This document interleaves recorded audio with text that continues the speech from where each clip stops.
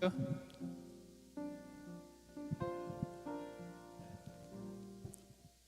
was that? Good evening, family. How are you? Okay, that's a little bit better. Before we start with our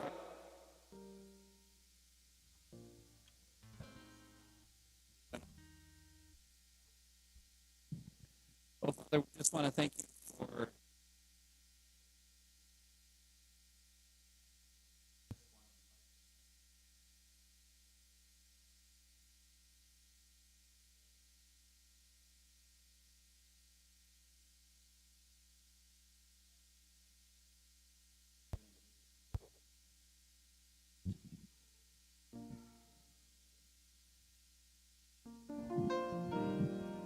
What a privilege we have to be in the presence of God together. Yeah. And what a privilege we have to have a God that draws close to us. In our situation, whatever we're living, God is always near. So draw me close to you. Let that be our prayer today.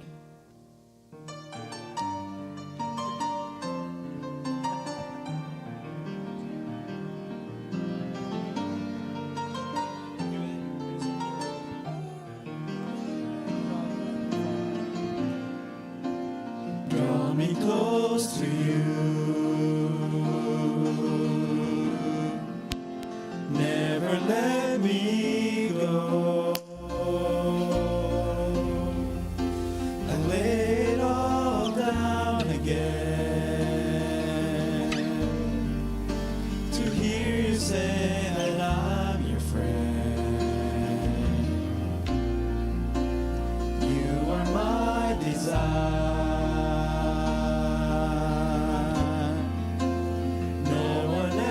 Will do, 'cause nothing else can take your place. To feel the warmth of your embrace, help me find a way, bring me back to you.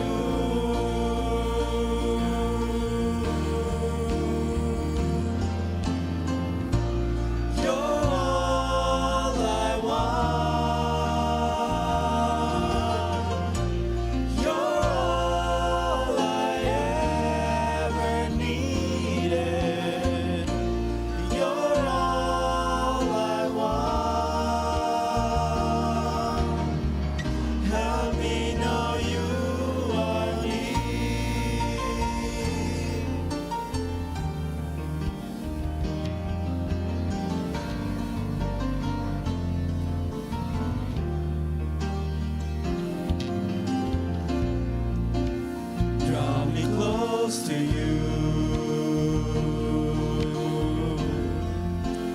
never let me go. I lay it all down again to hear you say that I'm your friend. You are my desire.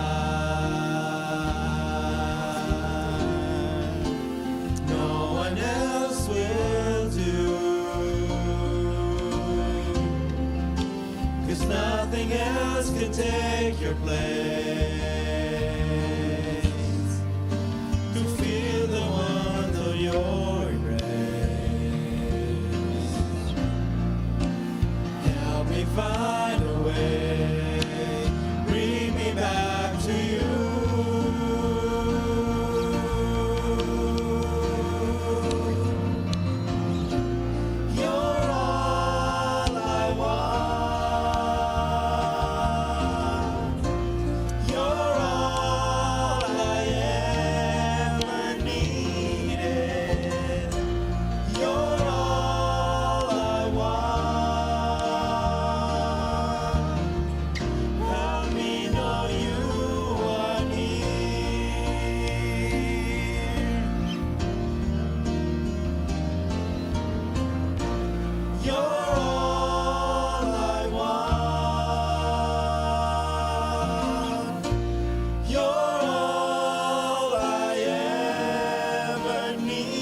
needed. You're all I want. Help me know you are near. Help me know you are near. Help me know you are near.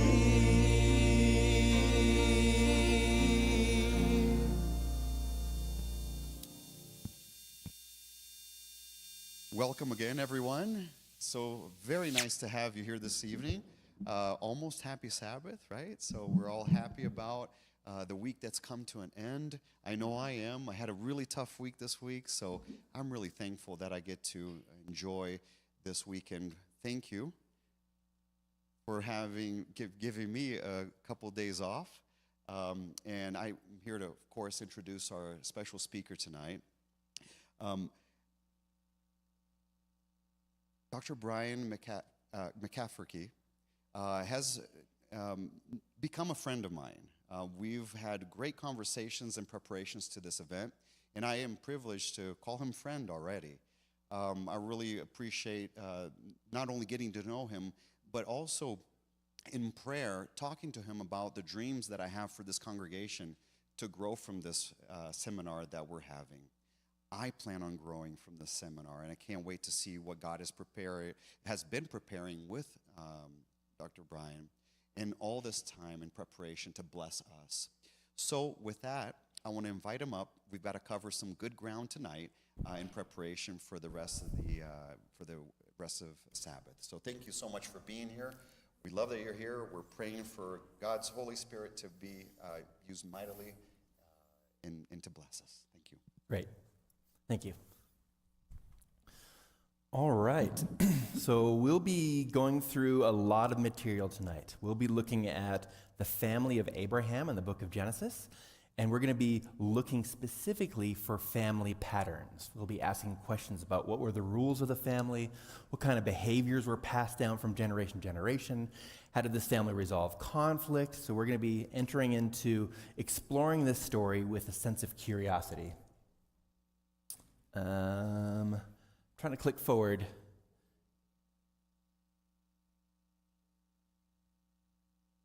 Yep.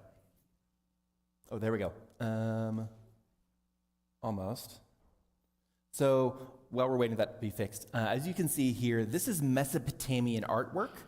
And this artwork was around during the time of Abraham. And Abraham would have seen this middle arch right here, and he would have recognized this as the tree of life, as it was depicted in Ur in Mesopotamia.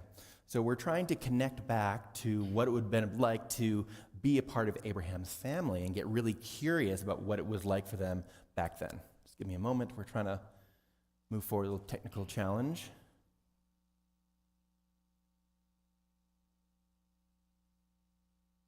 Not sure what's going on. There we go. Okay, so we're going to be running through Abraham. Oh, it's not working again. Oh, someone's on the back end. There we go. Okay, so I'm going to briefly socially locate myself. So I am 44 years old. I'm fairly physically able. I can carry things up and down stairs. I wear glasses when I'm watching a computer for a long time because it hurts my eyes a little bit. I'm a cisgender heterosexual male. I've been married since 2009. I have 2 children. Both of these children are rainbow babies, meaning that we had some losses before we had these take-home babies. We've experienced infertility in my family for several years, but we are so thrilled we're able to pursue IVF, in vitro fertilization. That's how I've been able to have my 7 and my 4-year-old, both female, Penelope and Phoenix, and right now they are probably having supper. So I'm here, and my wife Jenny is taking care of them, so I'm thankful for her to make sure that we are okay moving forward. I teach at Loma Linda University. I teach marriage and family therapy in the master's and doctoral program, and I love researching how families respond to crisis and trauma. I practice marriage and family therapy 1 day a week. I was a former pastor. I also do improvisational theater. I've been doing improv since 2000, so 25 years doing improv. So tomorrow afternoon, I might do a little improv together with everybody. I think that's good. This is my family in Southern California. I live in Yucaipa, which is near Loma Linda, California. So I got up this morning, went to Ontario Airport, flew direct flight here to SLC, and then drove down here. And I'm thrilled to be here because I love talking about families. And I've been spending a lot of time with Abraham's family, so I'll be making some observations this evening, and at the end, I'm interested in your observations as well, because I love to learn. I'm only one person with one brain. We have lots of brains here with lots of observations, so I'm interested in learning from you as well. All right, so as a marriage and family therapist, one of the things I do when I first started this moving forward and becoming a burgeoning marriage and family therapist was sitting behind a one-way mirror, where myself and some other students would be watching the counseling happening. We were not directly interacting with the clients or the counselor, but we would be back there wondering what was happening. And a supervisor would help us ask questions. What's it like to be in that family? How are they resolving conflict? So we will be asking very similar questions tonight, looking through the one-way mirror of time, trying to get a sense about what it would have been like to be part of Abraham's family. Because there are lots of patterns in our lives, and I'm hoping to increase the insight into what sort of patterns run in our family, what sort of patterns we end up repeating, often unknowingly. And if we can increase our insight into these patterns, maybe there's a chance we can break some of the patterns we're not quite as interested in. If trauma can be inherited from one generation to the next, then so can love, emotional intelligence, and wisdom. So we recognize when we look at the story of Abraham in the book of Genesis, clearly the narrator of Genesis tried to make sure that Genesis was about God, about the divine, and how he came down to save us, and his loyalty and his covenantal loyalty about people. But tonight, I'm going to just be looking at the family. So for the next little bit, I want you to suspend some of your theological perspectives about what the book of Genesis is about. And I want to just look at the family, and I promise at the very end, we'll come back and make some theological reflections. Are we okay with that? Okay. Well, I'm in charge, so I have this, so hopefully we're going to be okay with that. Every behavior is a symptom of the system. All of our behaviors are symptoms of rules in the family system we grew up in. So we all learn different rules in our family, and we carry those rules into our family of choice, or our family of procreation, or our family of roommates, or our family of friends. And every behavior is a symptom of the system. So we'll be watching and looking for the different behaviors in Abraham's family and try and get curious about what sort of rules are behind those behaviors. This is a family tree with gummy bears. So you can see the different color of gummy bears, and we have here on the top, we have a red gummy bear and a yellow gummy bear, and they have two children that's half red, half yellow. Seeing that? And then this one half red, half yellow gummy bear partners with a lime green gummy bear, and now they have three different gummy bears. So this is a family tree. We're going to be using something similar to a family tree, but it's called a genogram. A genogram is not just interested in biological relationships, it's more interested in how people are relating to one another, how we're getting along or not getting along. So a genogram will show us different behavior patterns in the family. This is a genogram. One of the first things I want to do is teach us how to read, teach us how to interpret a genogram. So at the very top left, we see someone named Thornton, if you can read that. Oh, does everyone have little handouts? There should have been a one-page handout. If you don't have it, maybe someone can make sure that it's distributed. Great. This should be able to help you if you want to take some notes or ask some questions. So at the end, we can get to some of your observations and questions.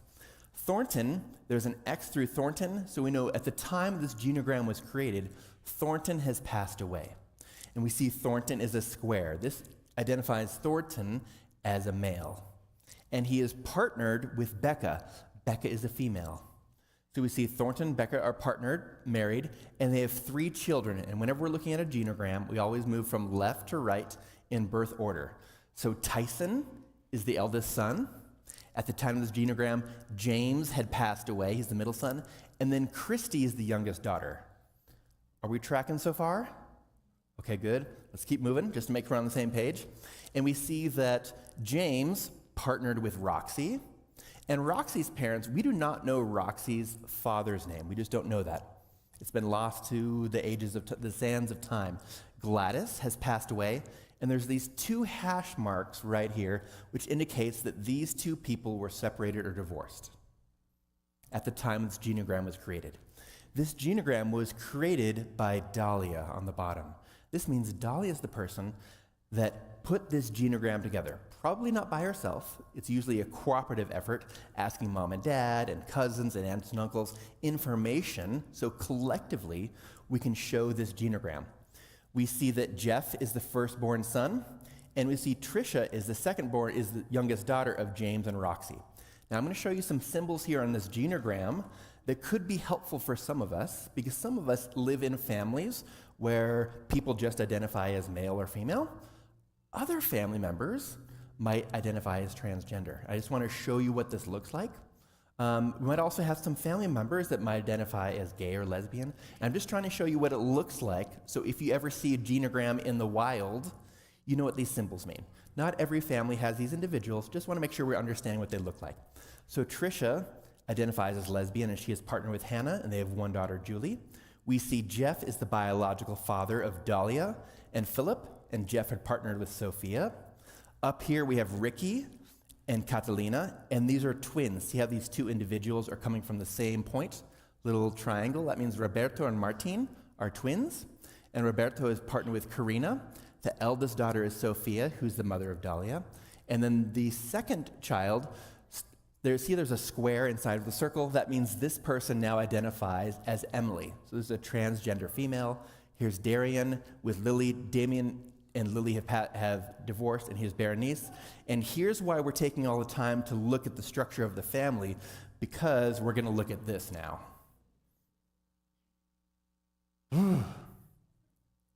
So we were here, now we're here.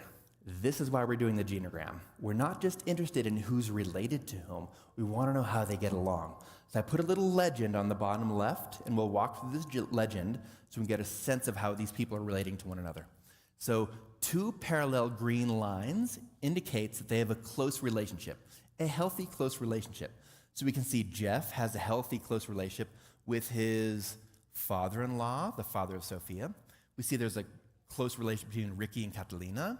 There's a close relationship between the twins, Roberto and Martin, and between Roberto and Emily. There's close relationships between Jeff and Philip, and Sophia and Dahlia. So we can see there's a few patterns of these close relationships.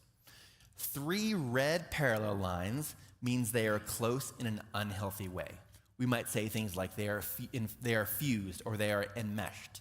They are too close, they're up in each other's business in a way that's not healthy for each of them. So we see that up at the top left, Becca has a really close and unhealthy relationship with Christy.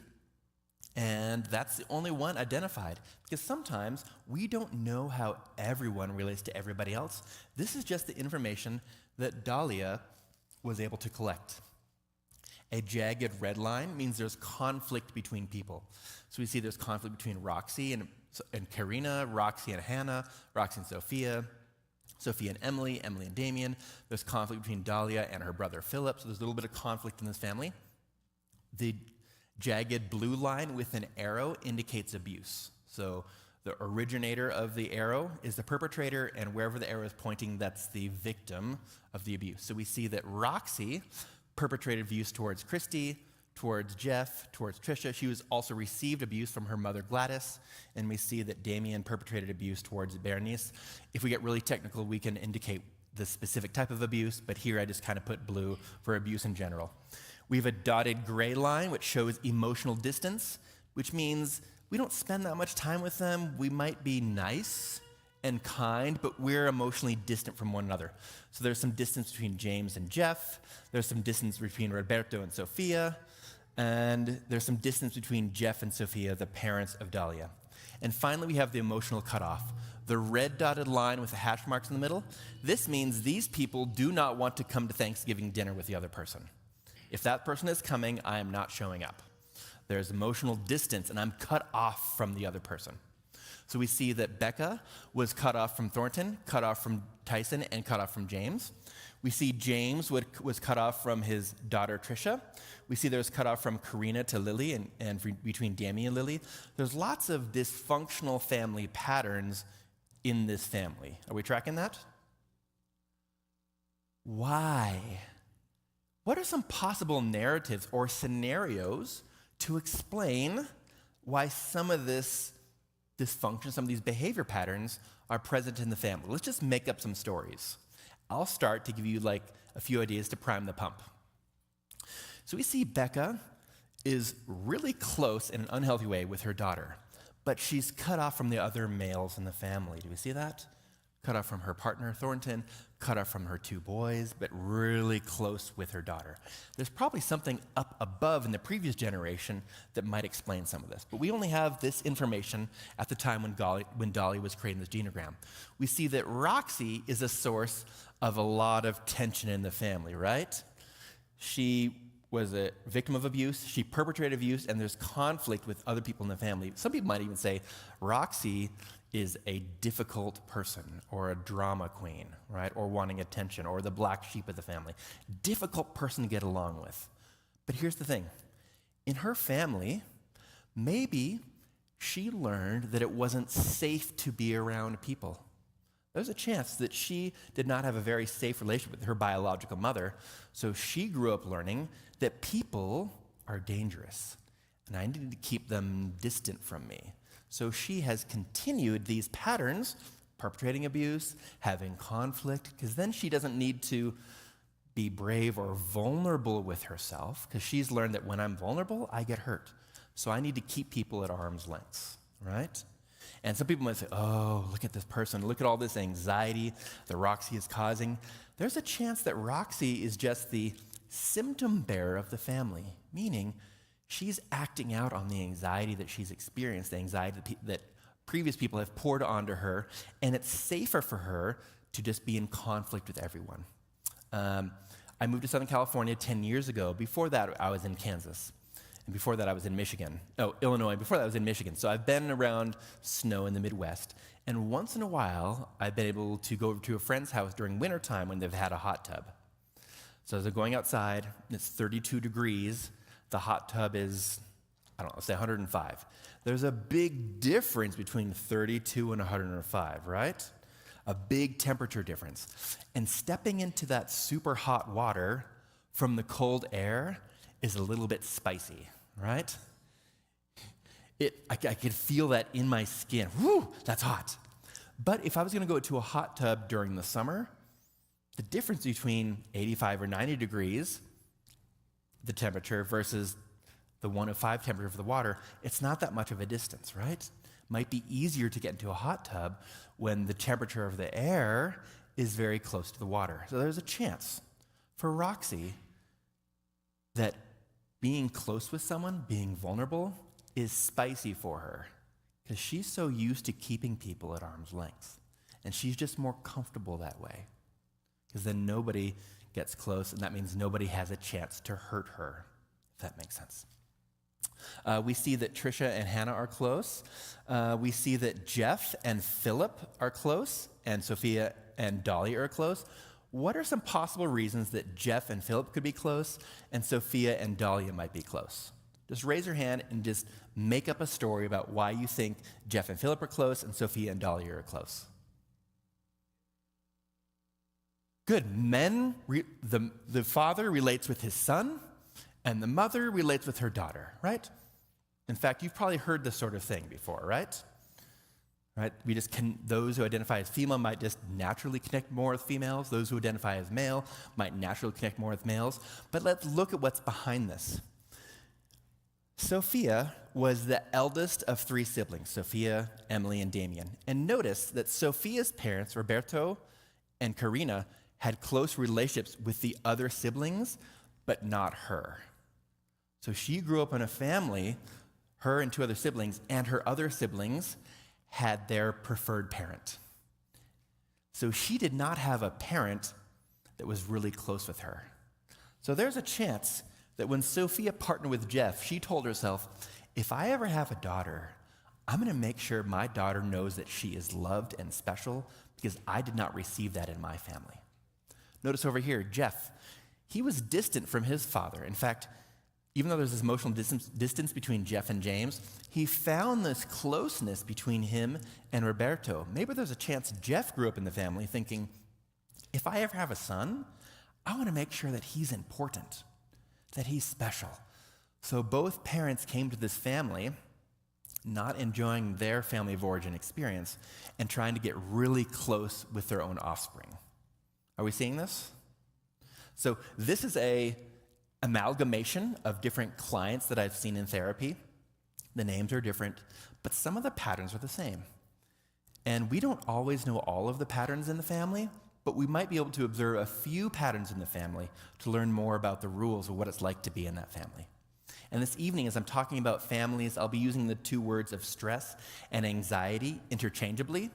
Even though there is a difference between stress and anxiety, I'll be using them because both stress and anxiety manifest themselves in our body physiologically in a very similar manner.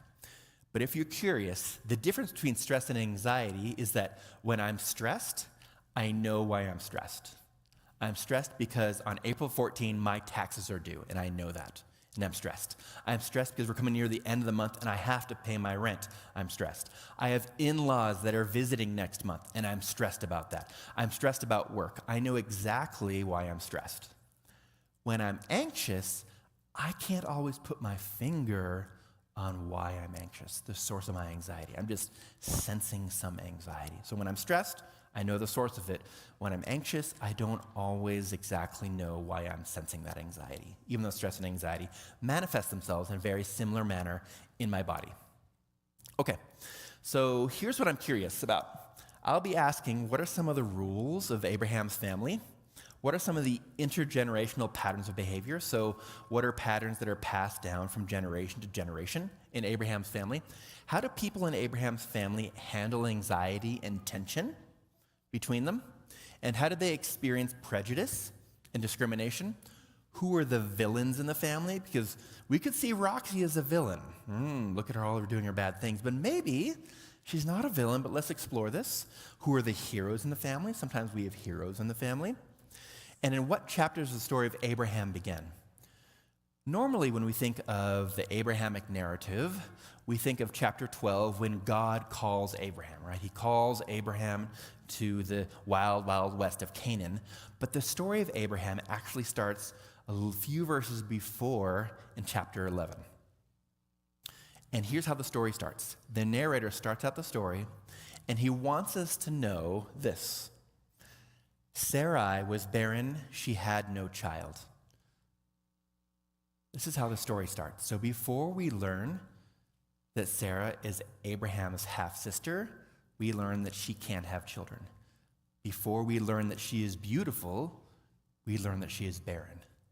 So this is a story about two individuals who are experiencing infertility, experiencing barrenness. And this is how the story starts. For those of you who are not quite as aware, let me bring your awareness to a few things. August 22 is National Rainbow Baby Day. And then October 15, National Pregnancy and Infant Loss Remembrance Day. So right now we are right between those two dates. And for couples or individuals who experience infertility or barrenness, these are difficult times for us to think about the losses that we've had. And when I'm thinking about Abraham, I'm thinking about this infertility. So currently, here's our current definition of infertility. Back then, it probably would have been a little bit different. Infertility is a disease or condition of the reproductive system, often diagnosed after a couple has had 1 year of unprotected, well-timed intercourse, or if the woman has suffered from multiple miscarriages and the woman is under 35 years old, or if the woman is over 35 years old, it is diagnosed after 6 months of unprotected, well-timed intercourse. In the book of Genesis, the word miscarriage never shows up. Barrenness does, but the word miscarriage does not show up. Does that mean they didn't experience miscarriages? They probably did. They just didn't use that word. They were talking in whole about their infertility journey. 1 in 8 couples have trouble getting pregnant or sustaining a pregnancy, and 1 in 4 women will experience a miscarriage in their lifetime. Here in the Western world, we don't talk about miscarriage very much. It's just not part of our conversation. At this story, when the story begins, Abraham is 75 years old,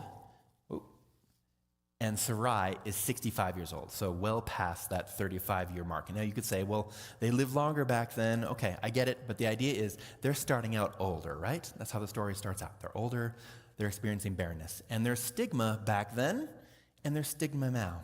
Here in the Western world, there's some pressure for most women to partner up and start having babies, because that's how we keep the family line going. So there's quite a bit of pressure from our families and from our society to have children.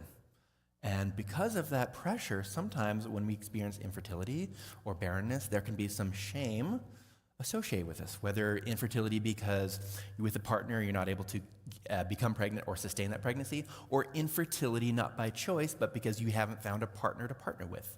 Both of those can be forms of infertility. So here's the call of Abraham. So knowing this barrenness background, listen to the themes that God uses to pull Abraham to Canaan. Here we go.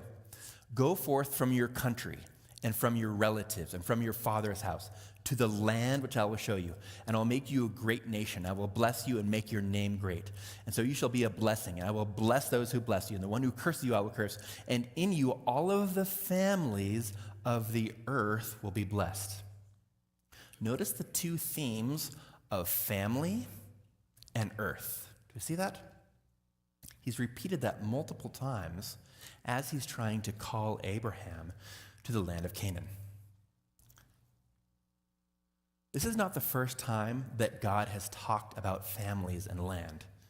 And I want to bring your awareness to Genesis. So, third chapter of Genesis. This is after Adam and Eve have eaten the fruit, and God is coming to talk with them in the garden and tell them what's going to happen as a consequence of them turning away from him. And he talks to Adam, and he says, curse it. Oops. Don't ruin this. There we go. Cursed is the ground because of you. In pain you shall eat of it all the days of your life. Thorns and thistles it shall bring forth for you, and you shall eat the plants of the field. By the sweat of your face you shall eat bread till you return to the ground, for out of it you were taken, for you are dust, and to dust you shall return.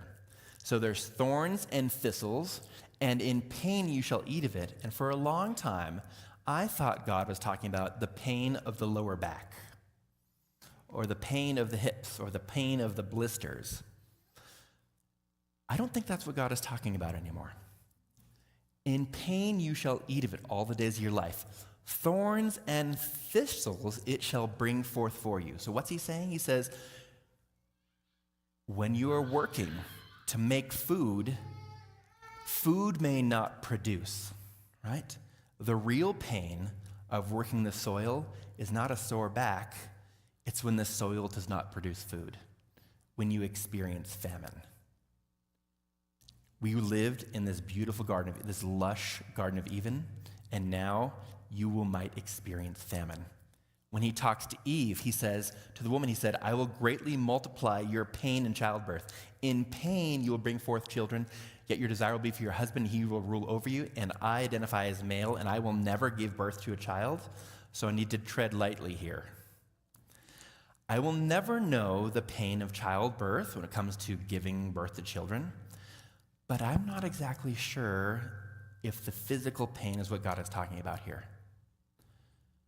I have known friends and family that have had traumatic birthing experiences, and we know that that's one of the most precarious times in a woman's life, correct? It's very dangerous for her and the baby, which is why I'm so glad we have medical care here available to us. But I think God might be talking about the pain of wanting to have children and not being able to produce children. Because they were living in the Garden of Eden, the garden of life.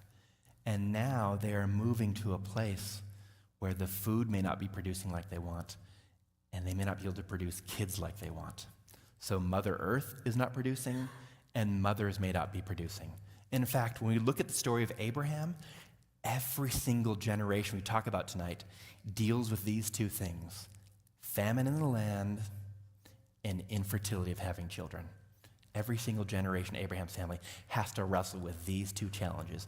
And God foretold this way back when. And now we are seeing the results of sin in the world. So here's our first genogram of Abraham. We have partner B and Terah and partner A. We know that Abram had 2 brothers, and he marries his half-sister Sarai. And we know that Haran passes away, and Nahor partners with Milcah. And back then, it makes more sense to partner with your tribe, with people that you trust. So I'm just going to move people around here so we can see who's partnered with whom. So we have Abram and Sarai, Nahor and Milcah, and then we have Haran, partner A, and Lot. Are we able to follow this genogram? Okay, great. So our story continues looking at these individuals, and we're starting down here, starting on the bottom right in Mesopotamia at the city of Ur. Ur is part of the root word for the word urban, right? So a big cosmopolitan city. Who likes it when you're having a conversation with people and they're not looking at you, instead they're texting on their phones? Who likes that? Nobody likes that? Okay. Who likes responding to all the emails in your inbox? Anybody enjoy that? Okay. If you don't like that, you can blame the Mesopotamians because they developed the first written language. So that's on them, right? That's their fault. Have you ever heard the phrase, I don't want to recreate the wheel? It's because they created the wheel, right? In fact, this cosmopolitan city of Ur was so advanced, they had such a great system for taking water from the Tigris and Euphrates and irrigating that to their crops, which meant their crops were producing 5 to 10 times more than the surrounding areas, which mean they had a surplus of goods that they could export to get more things. So this is I'm getting some goosebumps. This is a very wealthy cosmopolitan city. The people were coming to trade. In fact, in this city, they had running water, they had wells in the city, and even some of the houses had running water in the houses.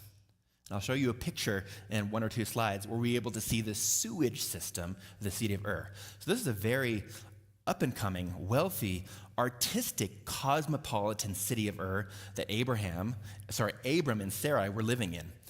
But they move up here to the north to Padamaran, and then God calls them to the wild, wild west of Canaan, where you do not have running water in your tents, right? It's a very different sort of lifestyle. Here's images of the sewage system in the city of Ur. These are made out of, these are made out of clay that's all been put together, and we can see the pipes that go down and then shoot out of the cities. This is a way to get rid of the waste in this city thousands of years ago. And I sometimes wonder if this would work better than some of the sewage systems I've had in some of my apartments. So they were used to the creature comforts of life. So the wild, wild west of Canaan is a very different lifestyle. So their story is really their infertility story, and God is talking to them about families and land. He's talking about fertility of the land and fertility of the people. Anyone know who was the first son of Abram and Sarai? Ishmael. Good. I hear Ishmael. Anyone else? Isaac. Okay. Anyone else? What if I told you that the first son of Abram and Sarai was not Ishmael and not Isaac? In fact, the narrator wants to make crystal clear who is part of this family. Genesis 12. So Abram went forth as the Lord had spoken to him, and Lot went with him. Now, Abram was 75 years old when he departed from Haran. Abram took Sarai, his wife, and Lot, his nephew, and all their possessions, set out for the land of Canaan.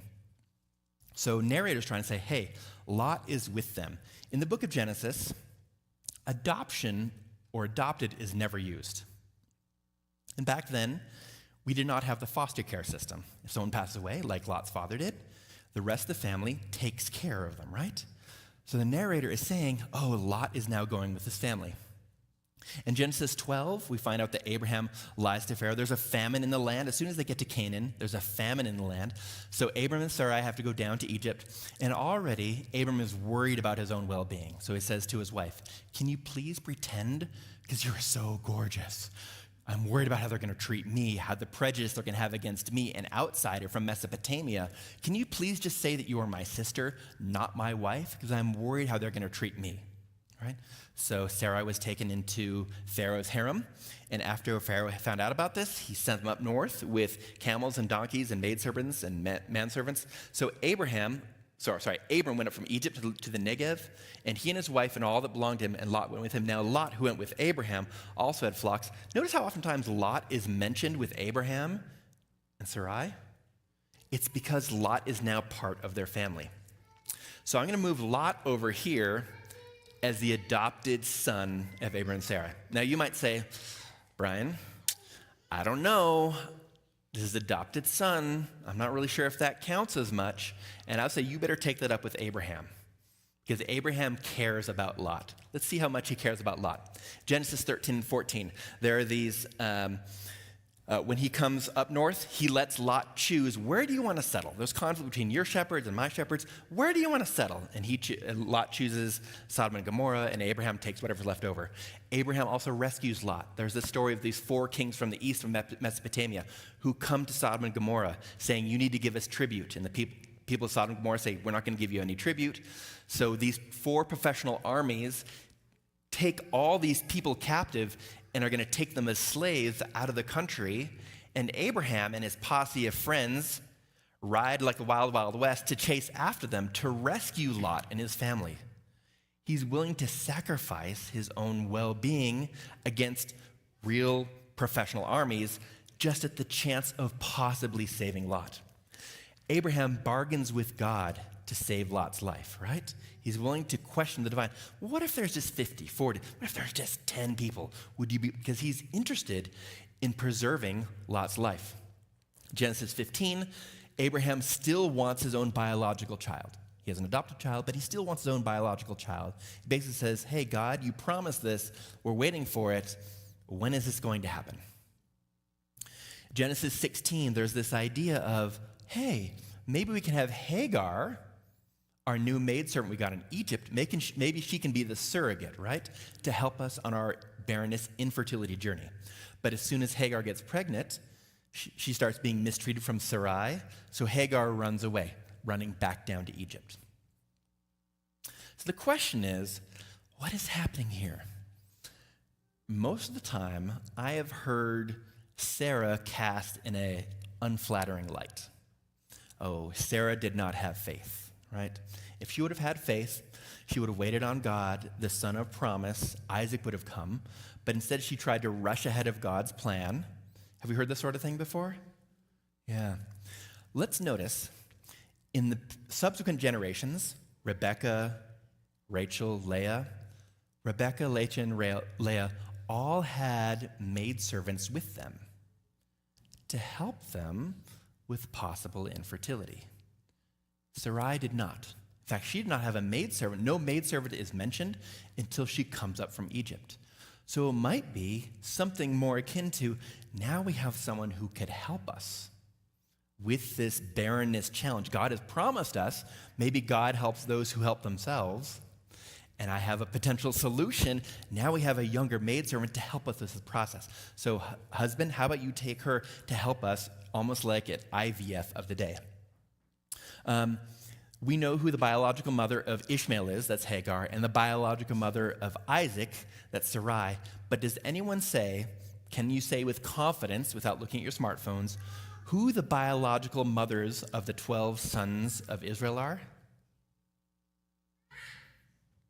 How about Naphtali? Who feels confident you know the mother of Naphtali?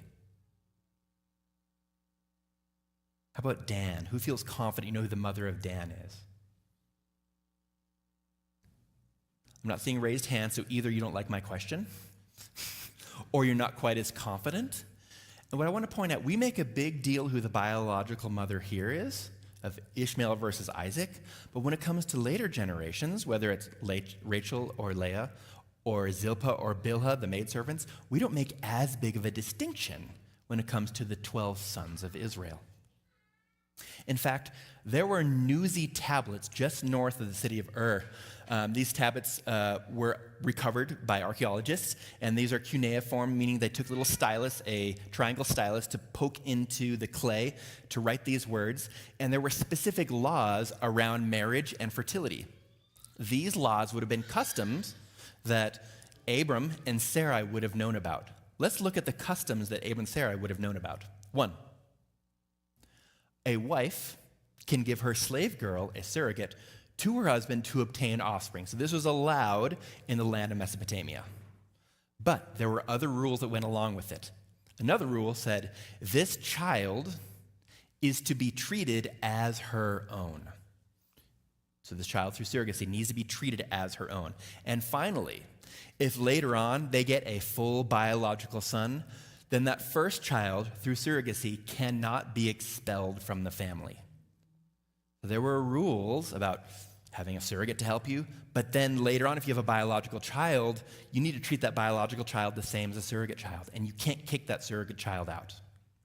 Also, within these Newsy tablets, there were rules about who the father was able to name as their firstborn son. And the father was able to name any of their sons as the firstborn son.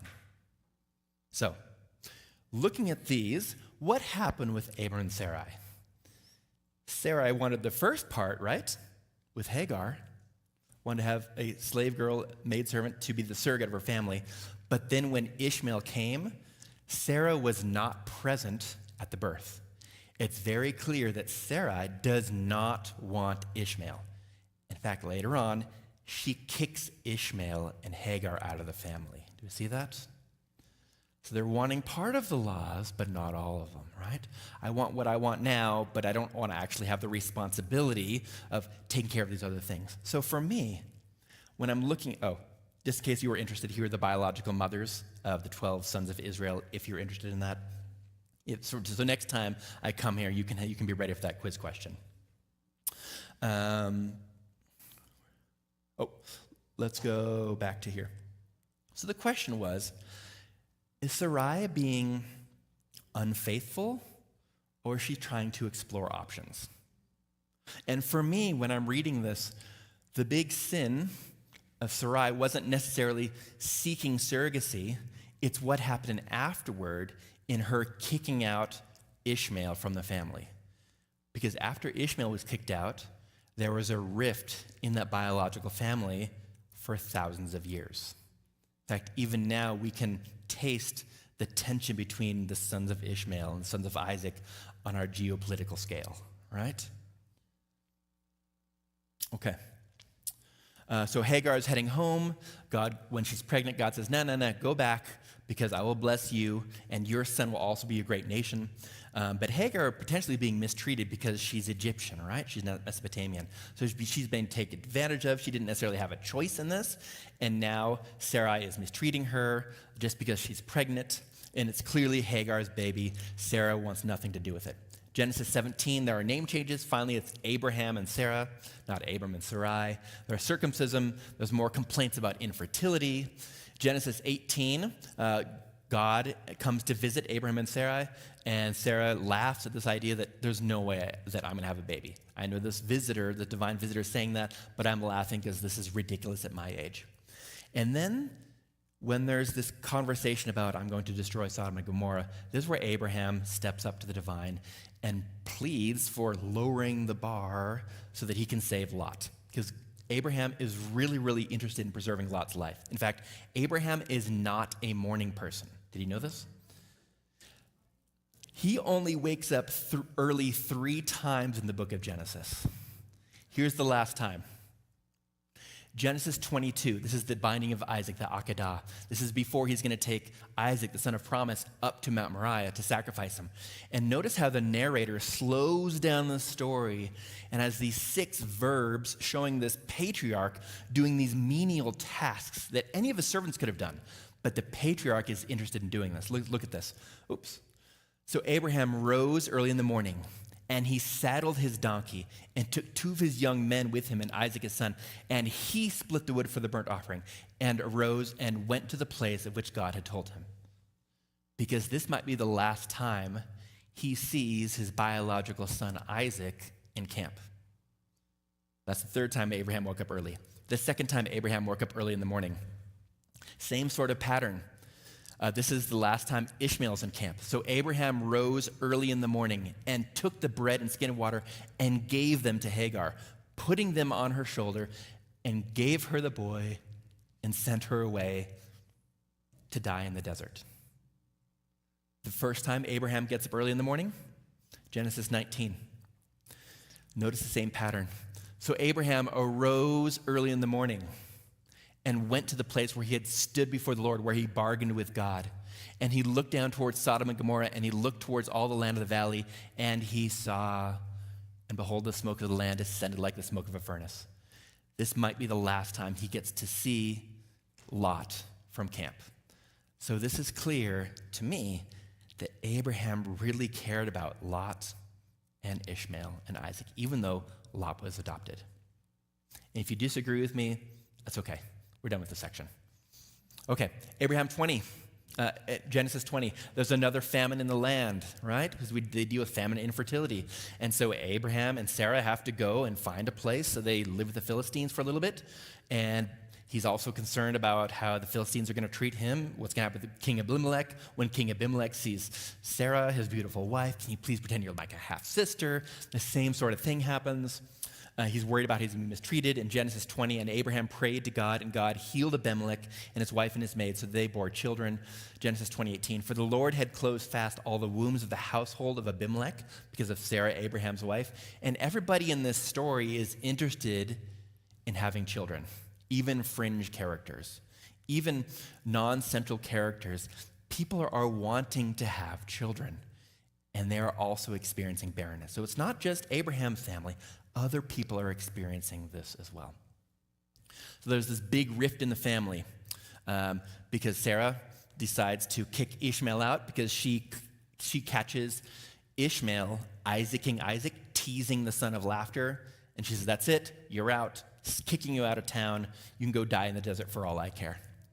Genesis 22, then there's the binding of Isaac, and after the binding of Isaac, the narrator takes us on this little interlude, like back at the ranch, the wild, wild west. There's this whole list of people, and tucked right in the middle is this person named Rebekah, the son of Bethuel. The narrator is trying to alert us, hey, just letting you know there are some other characters that are going to be entering stage left real soon. I want you to know their names, especially Rebekah right in the middle. So here we are in our genogram. We have Hagar, Abraham, and Sarai, Ishmael and Isaac. I removed Lot just for clarity. Then there's the mention from the narrator of Bethuel and his partner, and Laban and Rebekah. So now there's some more people we might be interested in, because these boys, Ishmael and Isaac, might need partners, right? And Ishmael was kicked out to the desert. So maybe there's some partnership that might happen, a little rom-com between Isaac and Rebekah. Sarah passes away. So after the mention of Rebekah, Sarah passes away in Genesis 23. She dies at age 127. And what's really interesting for me when I read this is the locations mentioned by the narrator. So Genesis 22, after Abraham comes down from Mount Moriah, so Abraham returned with his young men, and they arose and went together to Beersheba, and Abraham lived in Beersheba. So Beersheba is mentioned twice. It's clear that's where he's at, right? Then there's this back at the ranch with Rebekah. And the very next line, Sarah passes away. Now, Sarah lived 127 years. These were the years of the life of Sarah. Sarah died in Kiriath Arba, that is Hebron, in the land of Canaan. And Abraham came in to mourn for Sarah and to weep for her. And this word in this can be came in or came up. And it depends on the context. In this chapter 23, Abraham always refers to Sarah as my dead. Only the narrator calls Sarah Abraham's wife. So what I'm wondering is, why did the narrator make it very clear that Abraham lived in Beersheba? The very next breath, Sarah passes away in Hebron. So what does that look like? Looks like this. Hebron, Beersheba, about 26.4 miles away. So let's put this on Google Maps, right? Because we have the technology. So here's Beersheba. Here's Hebron, 26.57 miles away. Here's West Jordan SDA Church. And right down here to Provo, almost to Provo, the same sort of distance. So the question is, why is there so much distance other than just geography? Why is there this distance between where Abraham is at and where Sarah passes away? And I don't have a good answer, but I have some ideas.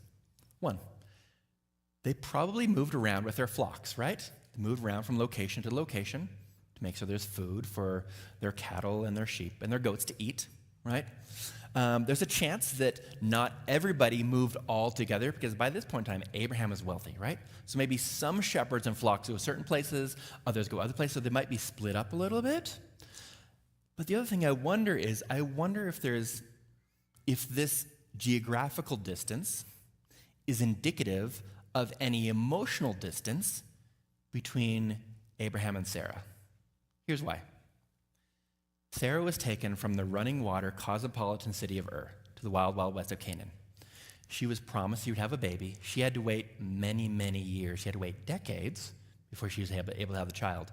Not once, but twice, her husband said, "Hey, can you please pretend to not be my wife and be my sister?" And both times she was taken into the ruler's harem.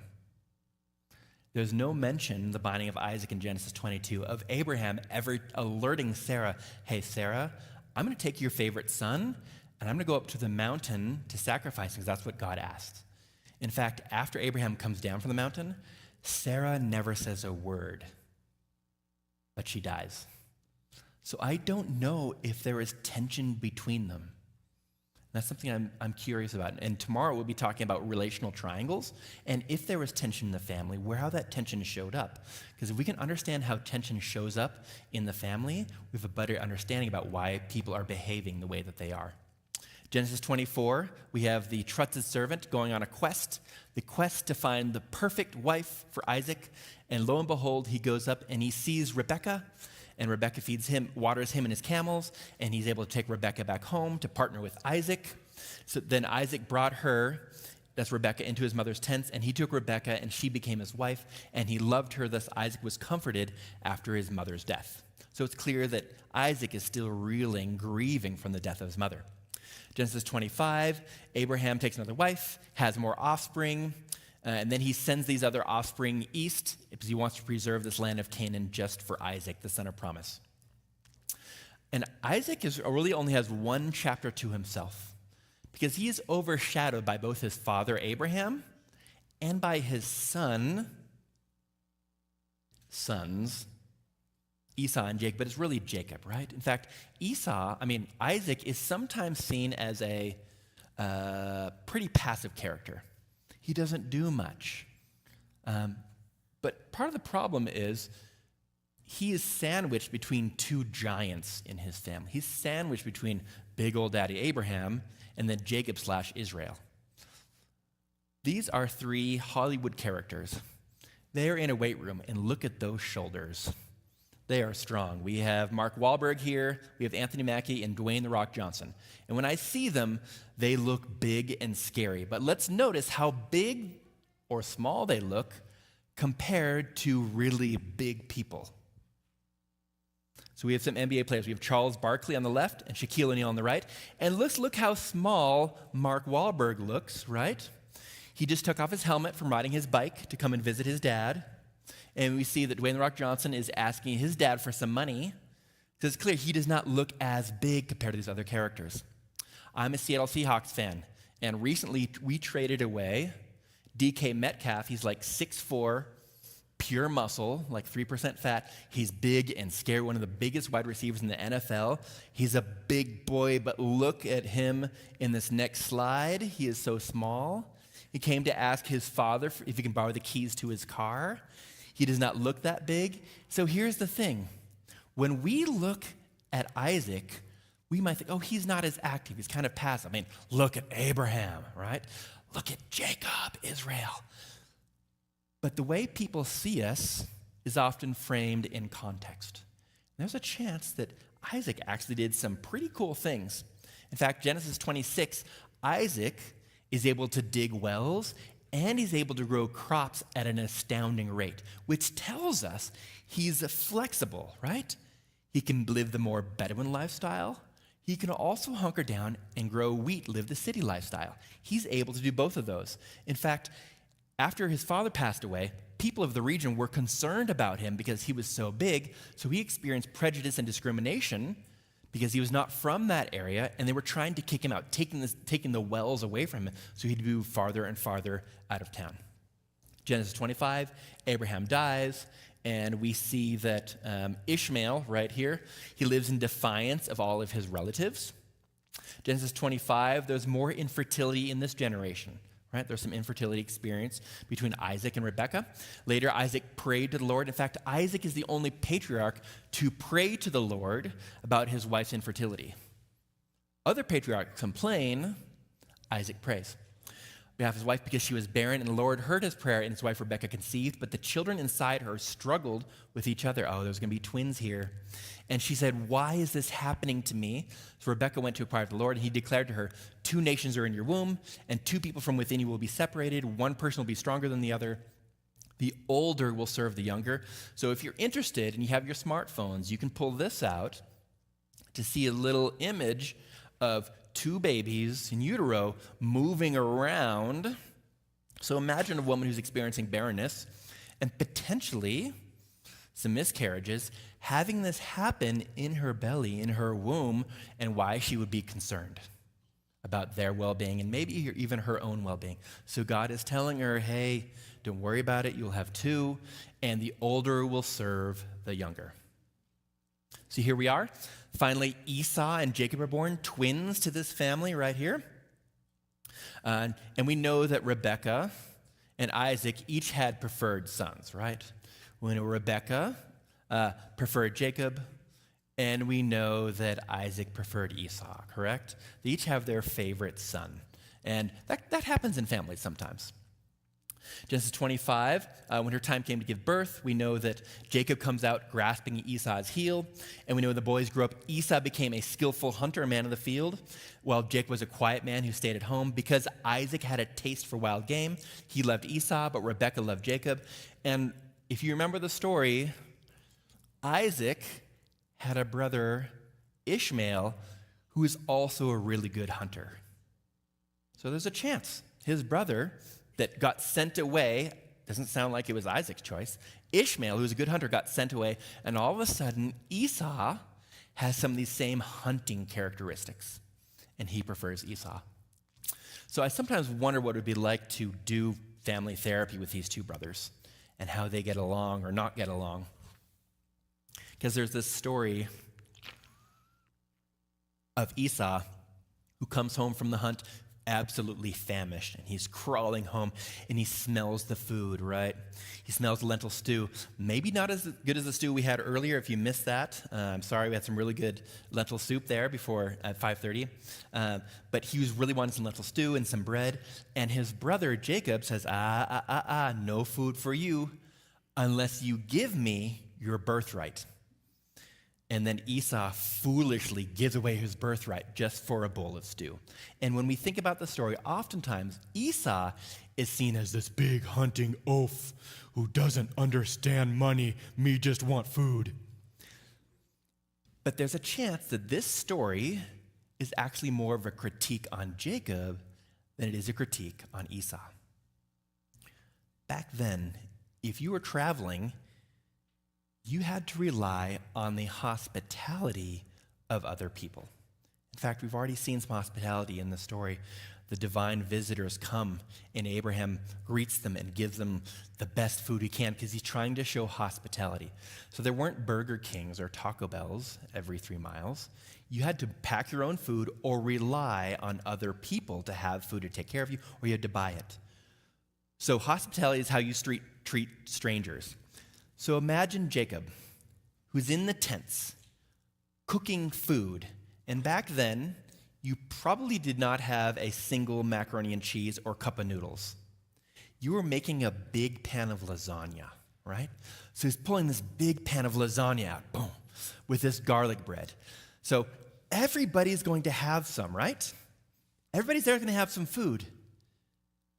But he's charging his brother this exorbitant fee just to have a piece of food that everybody else is already having for free. So what does this tell you about what Jacob is all about?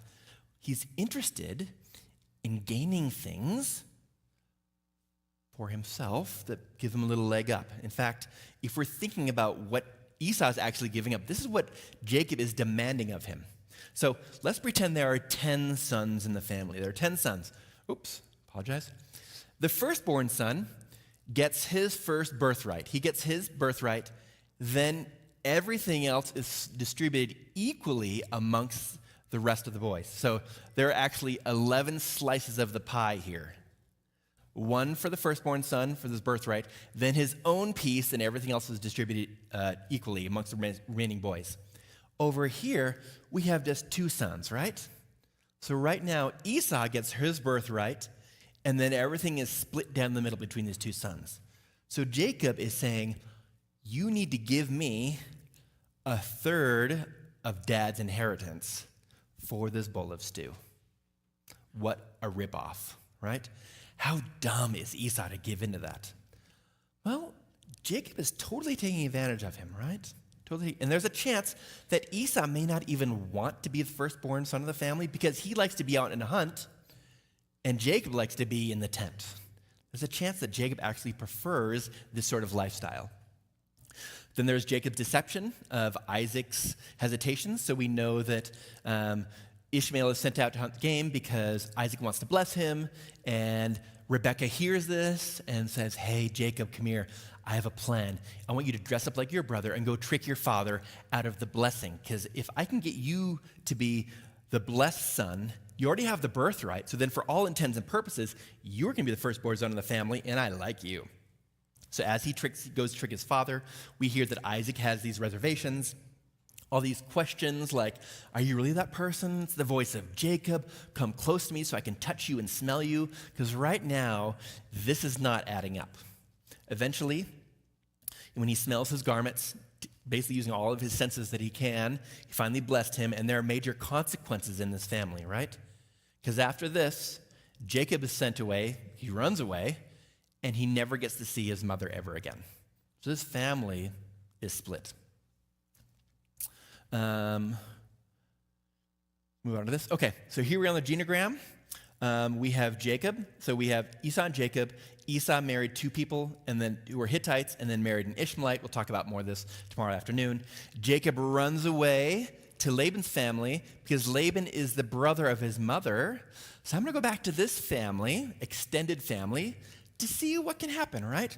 So he runs back to Padamaran. He retraces his grandfather's steps. And we know that Jacob is enamored with Rachel, right? He sees Rachel, and he's interested in Rachel. And Laban takes advantage of the situation. Says, you can work for 7 years for Rachel. But what happens? There's a switcheroo, right? And he marries Leah. Jacob complains, and Laban says, look, this is just the way we do it around here, so just give her 1 week, and then you can marry Rachel. Oh, but then you have to work 7 more years, because it's 7 years per daughter. So he's taking advantage of what's going on. He doesn't like the first result. He likes the end result, because he does get to eventually marry Rachel, even though he does not want to marry Leah. So he works 7 years for Rachel. He gets married, has a 7-day bridal week, marries Rachel, works 7 more years. So how many years did he work for Rachel? 14. How many years did he work for Leah? He didn't want to work. He didn't want Leah. He wasn't working for Leah. And Leah knows this, right? Because growing up, Rachel is the beautiful one and not Leah. So she's been compared to her sister her whole life. And now even in marriage, Jacob is preferring her sister. So Leah feels this sense that she knows this. In fact, in this family, they are using a few lies, but these lies are all following the same script. It goes like this. Abe lies to Pharaoh saying, this is my sibling, in order to save his own skin. And then Abe lies to Abimelech during the second famine. Why? This is my sibling, to save my own skin. And this next generation, Isaac, also lies to the next king Abimelech. If it's good for the goose, it's good for the gander. Oh, me too. This is also my sibling, Rebekah. Why? To save his own skin. Jacob, prompted by Rebekah, lies to his father Isaac, saying, I am my sibling, and here is his skin. And then Leah, prompted by Laban, lies to Jacob, say, me too. I am my sibling, Rachel, and here is her skin. So in this family, who the siblings are is actually pretty important, and some of the lies are surrounding who's who in this family. But we know that God ended up blessing tender-eyed Leah. She has several sons. The first sons she names about the grief and the tension she's having or that she experiences with her partner, with Jacob. And then eventually she realizes, you know what? Jacob doesn't love me, so I'm going to recognize God who does love me. So now I'm changing the name of my son Judah. This time I will praise the Lord. Because she is not feeling like an equal wife compared to her sister. In fact, in this family, there are some infertility wars between the sisters. Each of them are trying to produce more children than their other sister, and they're calling on their handmaids, Zilpah and Bilhah, to help them in this war, in this journey, to try to produce more and more kids for their husband. In fact, Genesis 30, there's this interesting story where Reuben goes out and he finds mandrakes in the field, and he brought these mandrakes to his biological mother, Leah. Then Rachel said to Leah, please give me some of your son's mandrakes. But she, that's Rachel, said to Leah, is it a small matter for you to take, Leah said to her sister, Rachel, is it a small matter for you to take my husband? And will you also take my son's mandrakes? So this is the state of things. Leah does not have access to her husband. She feels like Rachel has taken her husband from her. So Rachel said, therefore, he may lie with you tonight in return for your son's mandrakes. Does anyone know what a mandrake is? Oh, I did a little bit of research. I'll be able to help us out. What's a mandrake? This is important to the story, right? Everything hinges on what is this mandrake. These are mandrakes. Look at the things at the top, and then more specifically, look at the roots on the bottom. See how these roots are kind of anthropomorphic? Imagine taking out a mandrake out of the earth and it comes out with arms and legs, right? It's not too far of a stretch to go, wow, something is special about this, right? There's some magical properties here at play. Are there any nurse practitioners or psychiatrists or pharmacists here in the room tonight? No? Okay, I'm going to do the best I can then, but I'm none of those. Mandrakes, not only do they look like this, and were sometimes worn as amulets to ward off evil spirits or to give them good luck, they also have some very specific chemical properties because mandrakes are deliriant hallucinogenic tropane alkaloids. And they can be put into tea, seen as an aphrodisiac, but these are some of the effects. So these are drugs, right? Infertility drugs from the field. So what's happening here? Rachel is selling her husband to her sister for drugs. That is what's happening in this family. This is the state of things, the tension in this family. There's a pastoral proverb, I was swift in my revenge, I only waited 100 years, because the question is, when Jacob goes back home, how is he going to be treated by Esau? Because last thing we heard, Esau said, I'm going to take you out. What's going to happen when Jacob returns home? Genesis 31 through 34. Genesis 31, Jacob runs with Rachel and Leah and Bilhah and Zilpah. They run to Canaan, leaving kind of in the middle of the night, running away from Laban. And Laban chases after them because something is missing. The teraphim, the family idols, is missing. He's chasing after them because he wants these. What's so important about these?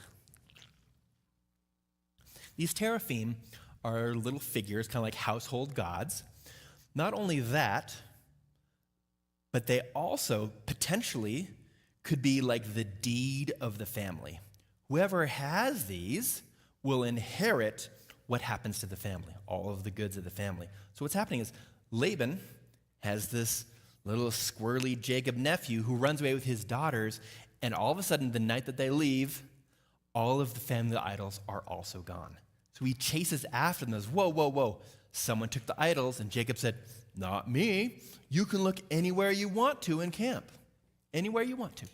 And Rachel, clever Rachel, is sitting on the saddle of a donkey not the donkey itself, but the saddle of a donkey, inside of a tent. So when her father comes in to look for teraphim idols, she says, it's my time of the month. You can't come in here. I'm menstruating. Okay, he moves on. But in that saddle are the family idols, right? Which could be the title, the deed for the family property. So what's happening is, even after he doesn't find anything, Laban still doesn't trust them. He says, look, I want you to put up this boundary stone. Promise to me you will never cross this boundary stone again, because if you come trotting in after I die with these family idols, you could lay claim to everything that is mine. And even though I didn't find the idols, I do not trust you. Put it the boundary stone, the Mizpah, Genesis 20:32. Jacob is afraid of Esau's 400 people. He wrestled with God, and now he's Israel. Israel unites with Esau. If you look at this story in Genesis 33, there are some interesting echoes between that and Luke 15, if you're interested in that sort of thing. Genesis 31 through 34, we have the story of Dinah. So Dinah was taken and sexually assaulted by the prince of Shechem, and two sons of Israel decide to take it into their own hands, and they say, okay, you can marry our sister, but you have to get circumcised. And after they're circumcised, they come in and they kill everybody in the town. Gruesome, brutal, right? And Israel is upset. He says, you have brought trouble upon me by making me a stench to the Canaanites and Perizzites, the people of this land. We are few in number. If they unite against me and attack me, I and my house will be destroyed. He's really interested in his own skin, right? He's worried about me. Look at all these bad things that could happen to me. But they replied, should he have treated our sister like a prostitute? So there's this question going on with, who is Israel about? Is he about protecting his family or just trying to preserve his own skin? Because we know his father Isaac and Abraham at certain times were interested in protecting their own skin, right? They're more interested in that than other things. So the question is, what's going on with Jacob and Israel? Genesis 35, Jacob takes and buries these family idols, and there's no explanation like, we had these the whole time? You had these, Rachel? It's just he buries them. In fact, he wants nothing to do with Laban anymore, so he buries his idols. There's the Mizpah I won't cross, and these idols are gone, so nobody's going to do anything tricky to go back and try and grab Laban's stuff. Rachel dies. Benjamin is born. Reuben sleeps with Bilhah, the maidservant of Rachel. Again, Jacob does nothing. So Jacob is not standing up for anything right now. He's not willing to take a risk to stand up for anything. Jacob sees his father Isaac again, but not Rebekah. There's a list of Esau's descendants. Here we go with the genogram. We have Leah and Zilpah over here. We have Jacob and Rachel and Bilhah over here. And we see the biological sons of each of them. So the biological sons of Zilpah and Jacob are Gad and Asher. Jacob and Bilhah, Dan and Naphtali. You can see this other list. So this family is growing now, right? God has promised land and families, and now the families are starting to take off. But we know that Joseph is treated very differently from the rest of his siblings, right? He's treated very differently. And it would have been hard to be Joseph's brothers, potentially, because of what it was like growing up in that family. Let's think about this. Joseph is different from his brothers in several ways. In fact, his brothers saw that their father loved him more than all of his brothers, so they hated him and could not speak to him on friendly terms. There's emotional cutoff between Joseph and the rest of the brothers. So if we were all having Christmas dinner together, they would not directly ask Joseph for the gravy for the mashed potatoes. They would ask somebody who's next to Joseph. They would not talk with him because they could not speak to him on friendly terms because there were some differences between them. We know that Joseph was a tattletale. He tattletaled on his brothers. He brought a bad report of them to his father. He's clearly Israel's favorite. You know that Jacob loved Joseph. He is the firstborn of Israel's favorite wife, right? He's given this beautiful royal coat, and he has different labor responsibilities. If you remember the story, before he gets trapped by his brothers and sold off into slavery, he's at home watching Netflix, and his brothers are out working, and his dad says, hey, get off the couch and go just supervise your brothers, see how they're doing. So he has very different labor responsibilities. He has dreams about his brothers and the family, and he shares these dreams twice. This is a difficult buddy to get along with because has some special power and privilege in the family, but he's not doing anything with it. He could have had a conversation with his dad like, hey, Dad, just letting you know, the brothers can't even speak to me. Look at what I'm wearing. Look at my beautiful clothes. Look at how you treat me. Look at the posh labor setup I have. Wouldn't it be better if everyone had a little more, maybe this privilege was distributed more evenly amongst the rest of the family members instead of just on me? But at that point in time, he's not doing anything with that. He's just enjoying his position. So much so that the brothers hatch a plan to capture him, throw him in the well, and then turn to make a profit to sell him to some extended family members as they're going down to Egypt. So they decide to sell Joseph into slavery, and they rip up this beautiful coat, and they put animal blood on it, because in this family, not even animals are safe. They have to pay the price for other people's lies and deception. They tell their father, I'm so sorry, your favorite son is gone. Look at his coat. And then the father tears his clothes in grief and anguish. 38, there's this interlude with Judah and Tamar. 30 to 39, Joseph prospers in Egypt, then he's imprisoned. And then Genesis 40, he becomes the dreamer, right? And now he's interpreting for the king. And Joseph becomes the viceroy of Egypt, the second most powerful person in Egypt. And now he's using his power and privilege, not just for himself, but to save other people, right? He's trying to gather all this food in the granaries because there'd be 7 years of plenty. And after that, 7 years of famine. And Joseph seems to have this special prescient knowledge when his brothers come down from Canaan, because there's a famine in the land again. The brothers come down to get some food. He seems to have this special knowledge. He recognizes his brothers. His brothers do not recognize him. He imprisons all the brothers.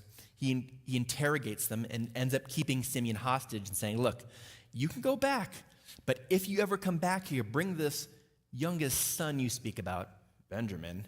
Otherwise, I won't believe you. So as the boys go home back up to Canaan, they realize that not only do they have the sacks of food, they have the money in those sacks that they had spent for that food. What's happening here? Joseph has said, I think you're spies. They said, no, we're not. He asked them all these questions. And now they leave. So if they're not spies, they're definitely thieves, right? Because they're taking the money they were supposed to use to buy the food. This is a 7-year famine, a long famine. So there's still a famine in the land. So the boys have to go back down to Egypt. And they talk to their father saying, look, we can't go back down there unless we bring Benjamin. And the father is stuck between a rock and a hard place.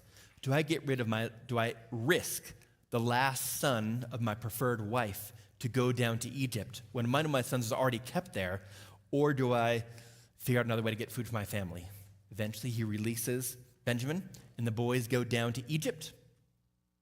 And Joseph seats them in birth order around a table, and he gives Benjamin 5 times the amount of food compared to the brothers. And at this point, all the boys are saying, how does he know all this? This can't just be chance, right? Something else is going on here. And the boys end up going home, and on their way home, Joseph, the viceroy, sends a servant to run after them. Runs after them. Whoa, hold on a second. Somebody stole the viceroy's divination cup. We don't have it. You can check all of our packs. So the servant checks every single pack of the boys. And when he gets to Benjamin's sack, he opens it up.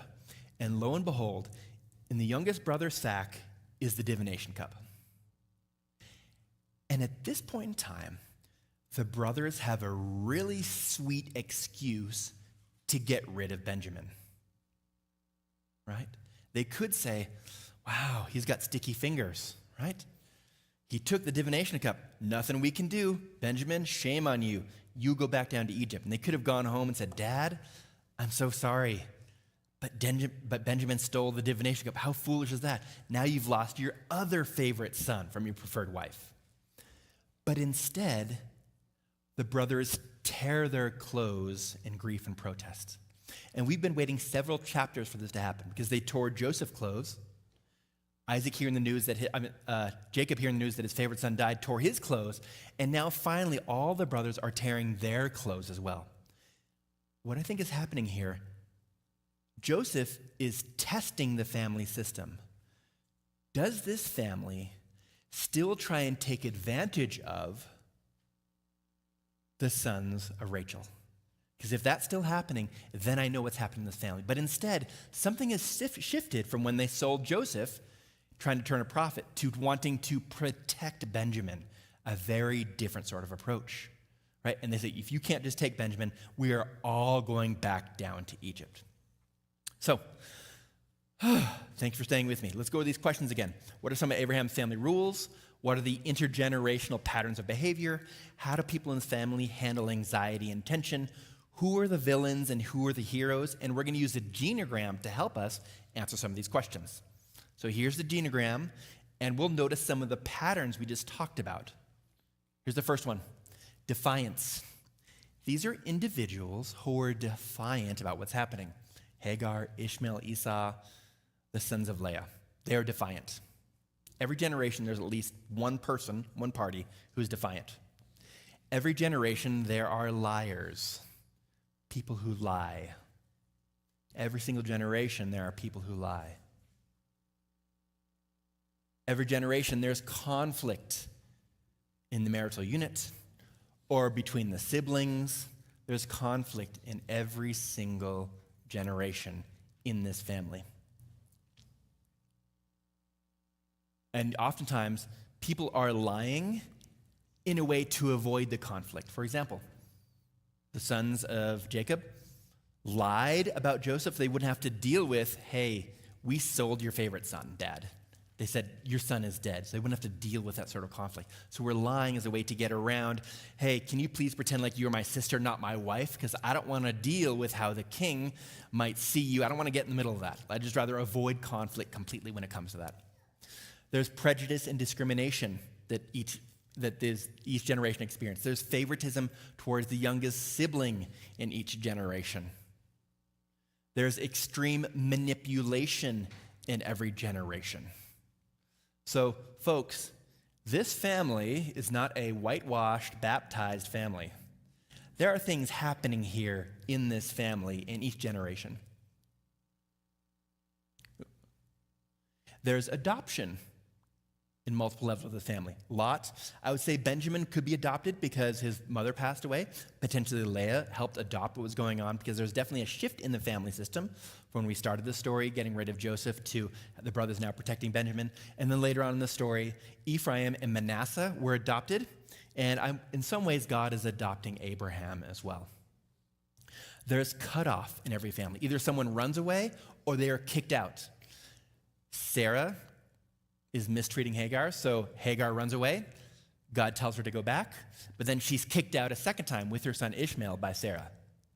We know that Jacob runs away from Esau, then he runs away from Laban. We know that Joseph is sold to extended family members, so in each generation, people are kicked out of the family, or they run away from the family. And was Abraham running from something? I don't know. I know he was running from infertility. I don't know what else he was running from. And there's this big unrepaired rift between Ishmael and Isaac, and we still experience that tension today between the descendants of these two brothers. So, who are the villains?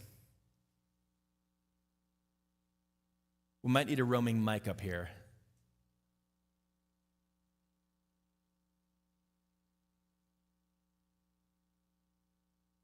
Anybody want to rate? Can you help me out? I don't know which one of these is the best to choose. Raise your hand, help me out. Who is a villain in the family?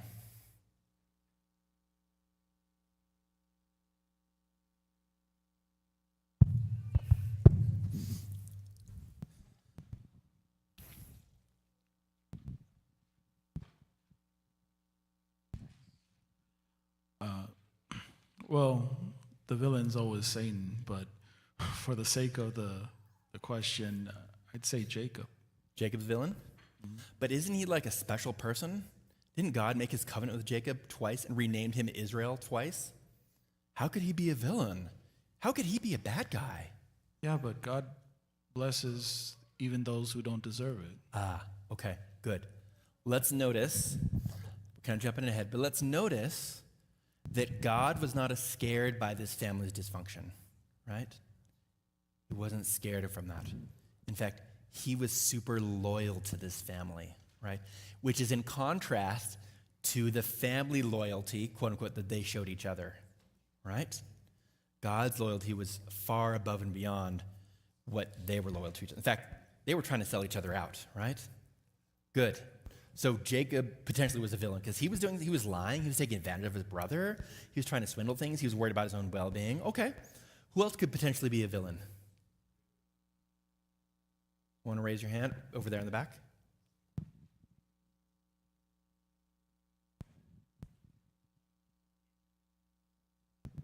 I would say Abraham, Oh, tell me more. because he was the start of all the problems. He was the start. If he didn't lie to Pharaoh about Sarai being his sister, I feel like, what do you call those? It's a trickling effect. Okay. Okay. You know, he's the one that started it, and then Okay. each generation repeated like the same thing over and over and over. Yeah, but he's the revered patriarch. How can he be the villain? He can still be a villain and be a patriarch. Okay, so can we just notice that maybe the labels of villain isn't a good label, right?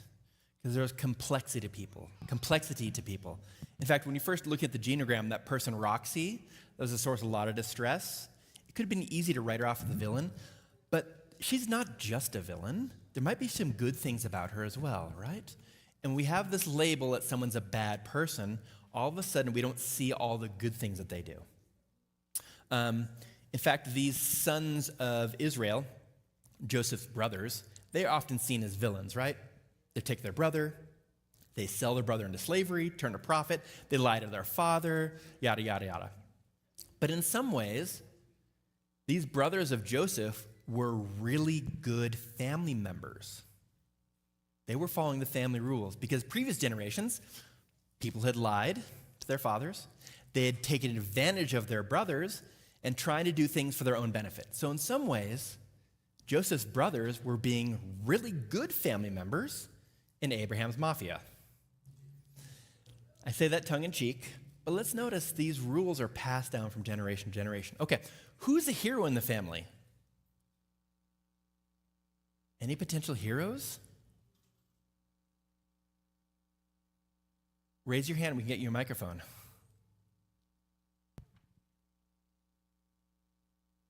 No heroes. Just real people. Oh, there's one here and up there. Okay. Joseph's brothers. Oh, wait. Didn't I just say they were villains a second ago? Yeah, but what I like about hearing this story is you see how they kind of saved Joseph. Tell me more. Well, because Joseph did not expect them to do what they did in tearing their shirts. Yeah. But maybe in a way, God wasn't really just saving Israel through Joseph. Maybe God was also saving Joseph through. I like that because Joseph was able to be reunited with his father again, right? There's a chance that would have never happened. Had the boys not torn their clothes, says, "You're not taking our youngest son Benjamin alone. We are all going down to Egypt." Had they not done that, Benjamin might have gone back, and there's a chance Joseph would never have seen his father again, right? You guys want to answer a question? Is there another? There's another hand up here, I think.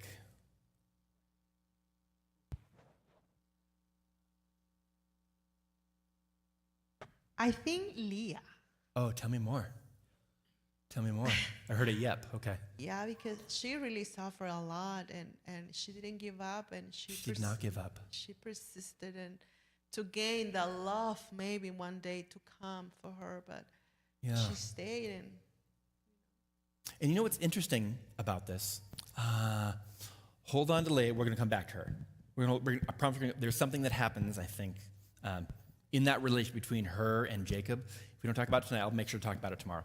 So let's notice the labels of villains and heroes don't fit. Because no one is necessarily always a villain or always a hero, right? Right? There can be nuance, right?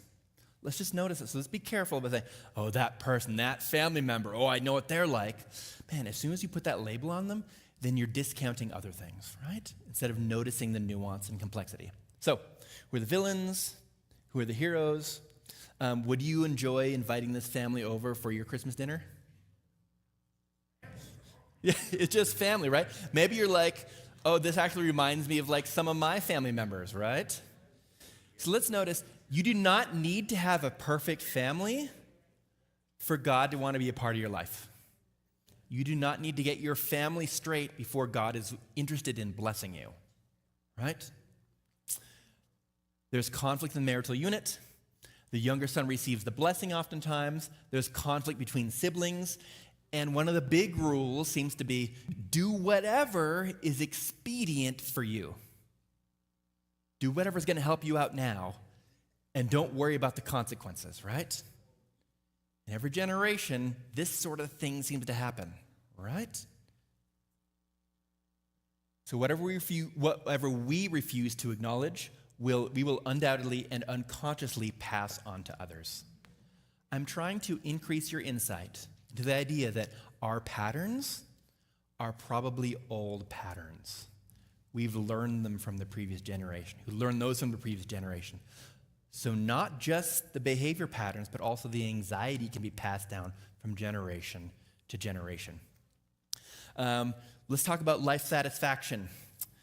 Genesis 25, verse 7. These are all the years of Abraham's life that he lived, 175 years. And Abraham breathed his last and died at a good old age, an old man and satisfied with life.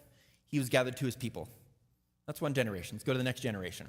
Now the days of Isaac were 180, so 5 years longer. Then Isaac breathed his last and died and was gathered to his people, an old man of ripe age. And what's missing? Satisfied with life, right? Let's go to the next generation. Genesis 47, Jacob's talking to Pharaoh, and he's answering Pharaoh's question about his life. He says, the years of my living abroad are 130. Few and unpleasant have been the years of my life. So it shifted from satisfied with life to neutral to unsatisfied. Do we see this? What happens is when families experience anxiety and they don't resolve that tension does not disappear when they pass away. That anxiety just rolls down to the next generation.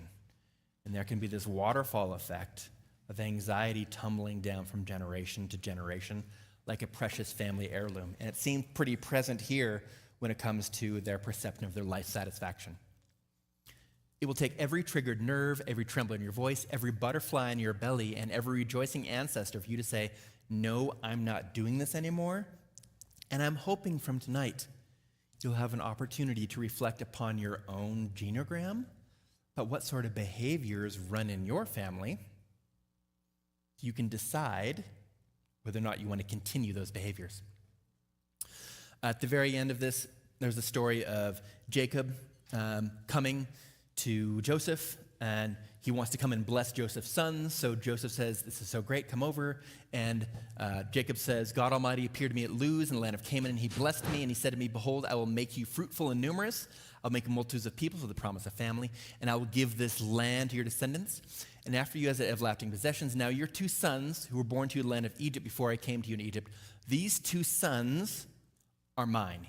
Ephraim and Manasseh shall be mine, as Reuben and Simeon are. So he's saying, I'm adopting your sons. Your sons are now mine and will share in my inheritance. In fact, now I'm going to bless them, okay? So bring them towards me. So Joseph comes, and the narrator makes it very, very clear.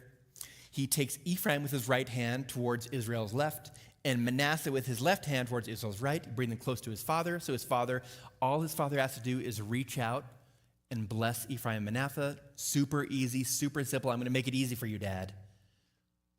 But Dad, Israel, crosses his arms. And Joseph says, no, you got it wrong, Pops. You got it wrong. In fact, after he crosses his arms, Joseph, when he saw that his father placed his right hand on Ephraim's head, it displeased him. In fact, he grasped his father's hand to move it from Ephraim's head to Manasseh's head. And Joseph said to his father, nope, big mistake, Dad. For this one is the firstborn. Place your right hand on his head. Please just do it right. But Israel says, I know, my son, I know. He will also become a people, and he will also be great. However, his younger brother shall be greater than he, and his descendants shall become a multitude of nations. Does this remind you of any conversation we've heard previously about the older and the younger? In fact, remember the story about how Isaac wanted to send Esau out to hunt some game, bring it back so that Isaac could bless him?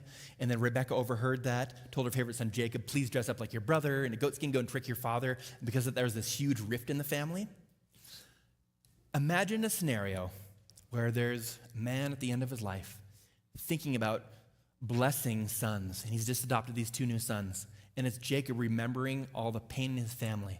Imagine what would have happened if his father Isaac had sent Esau out to get some game to come back, and just before he's going to bless Esau, he says, now, we know that the older will serve the younger. Let's bring Jacob in as well. So Jacob and Esau are both in front of Isaac. And there's a chance Isaac could have blessed Jacob. And Esau would say, no, Dad, you're doing it wrong. I know, my son. You will also become a great nation, but God is blessing the younger son. If that had happened, that family would not have split. Let's notice there are splits in this family. There's splits between the brothers of Ishmael and Isaac. There's tension and split between Jacob and Esau. And then there's tension and some split between the brothers of Joseph and Joseph, right? There's tension in this family, and this family is at risk for crumbling, separating, instead of staying together and being united. So closing theological reflections, and then I want to hear some of your observations as well. God chose to make and remake his covenant with imperfect people. People seem to work really hard, even taking advantage of each other, to obtain or protect God's already promised blessings. Yet sometimes they also seem to put that promise in jeopardy by running away, kicking people out. God works even harder not to let our dysfunction ruin his covenant with us. It's righteousness by faith for a reason, not righteousness by purity of family. There is a contrast between fierce covenantal loyalty that God shows towards his people compared to Abraham's family loyalty, taking advantage of each other. And sometimes the actions of one person can change a family tree. When Joseph was kicked out of the family, he had an opportunity to grow and change apart from that toxic family system. I'm not saying that's always what needs to happen, but sometimes when we are in the midst of toxic situations, it's harder to heal because we're always breathing in that air. So, what are some stuff that you noticed in Abraham's family that I didn't talk about, that I missed? How might this change the way you see Abraham's family, or how might this change the way you see your own relationship or your own family? So what are some things that I missed that you noticed? How might this change the way you see Abraham's family? How might this change the way you see your relationship with your family? Let's get another roaming mic out here, please. Just raise your hand and we'll get the mic to you.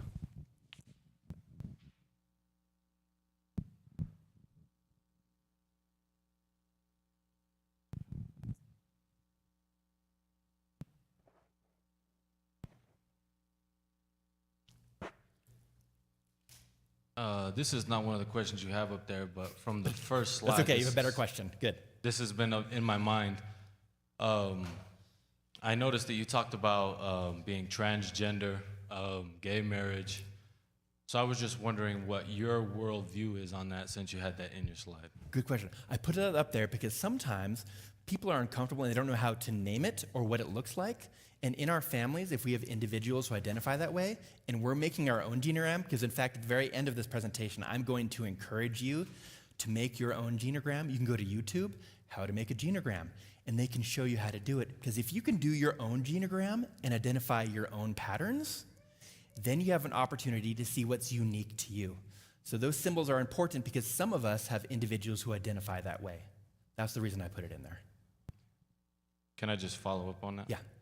So as a Christian, having those people in our family, we're still to love them, right? Because we're all sinners. God still loves us. He calls us to show that love to others. But at the same time, God says to give them the gospel, right? Because that's love, because they're in danger of their lifestyle. So how does that play into that? Good question. I think that could be a conversation. I'm happy to have that conversation with you after we get to these other questions. I think it's an important question to wrestle with, right? What do we do when there are people in our family that we don't get along with because of their value system, right? Or how they identify? I think that's super important. As a family therapist, whoever comes into my door, my responsibility is to support them. As family, it could be more challenging, right? Especially if someone has different value systems from us. If you're like the rest of the country, families are being tested because of the political climate, right? There are different people in different families that see things differently. So it's just not their sexual orientation or how they identify, it's other things as well. So I don't think it's good to just focus on those things. There's lots of ways that we can be different, right? Our behavior, our lifestyle, our political directions, what we're interested in, how we spend our time, how we spend our money. And if we just reduce people to how they identify, if they're transgender or gay or lesbian, just like the labels of hero and villain, we miss a lot of the nuance. So I think we need to be careful about reducing someone just to one label. We should be looking at the whole person. That's my approach.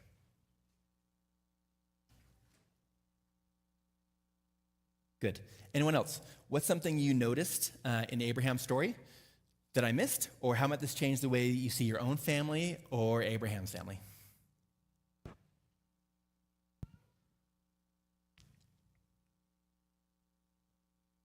I think just coming here, being able to see what are they called, genograms? Genogram, I can have a lot more grace towards my own family, so just reflecting with those. Why is that?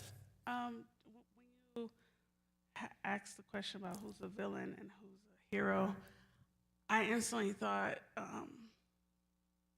no one, because seeing that, like actually seeing it, I can reflect in my own family. Okay, this is generational. Yeah. So anyone can be redeemed, you know? And it's just, grace and love.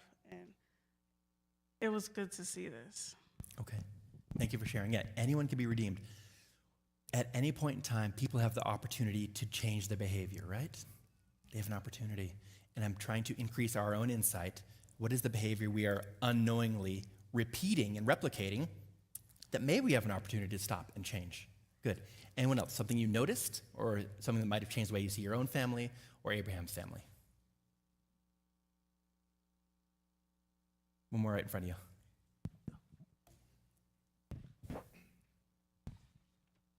I just have a question with trying to relate to this whole pattern you're showing me. And it starts off with a verse in the book of Matthew chapter 10, verse 34 and 35. And Jesus says, "Think not that I am come to send peace on earth. I came not to send peace, but a sword. For I am come to set a man at variance against his father, and the daughter against her mother, and the daughter-in-law against her mother-in-law." Would you say that the words of Christ in this book heavily relates to this pattern you show us? Good question. I think that tension and discord in families is normal. Not in a good way, but in a familiar way. Most families experience tension to some degree. Some families experience a little more tension than others, some a little bit less. But I think Christ in that passage is talking a little bit more about what's going to happen if he comes in and he helps change your life. When you make changes in your life, the rest of your family system might protest those changes. They may not like those changes. And when you make those changes, the family system might push back and say, "No, stop that. Go back to the way that you were, because we like that better, and that's more familiar to us." So when God comes into your life and you make some changes, other people may not like that because those changes may not necessarily fit the rules of the family system. So then there's tension between the rules of the family system and the new you. Does that make some sense? That's how. There's another hand.